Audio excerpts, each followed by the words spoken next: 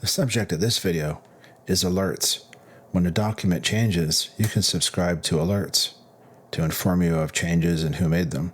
Just go to your site, go to the file, click on alerts. They have a variety of settings. You have the title, you have send to, you have email, or you can send a text.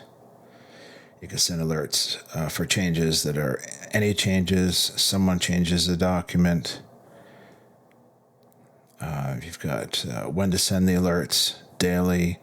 You can do summaries. I think here you have to be cautious of the amount of documents that you are subscribed to because you could easily have information overload. So maybe a daily or weekly summary is the best way to go. It all depends on your work style and number of documents you want to be alerted by. And that's it. I hope you enjoyed the video. Please click like and subscribe.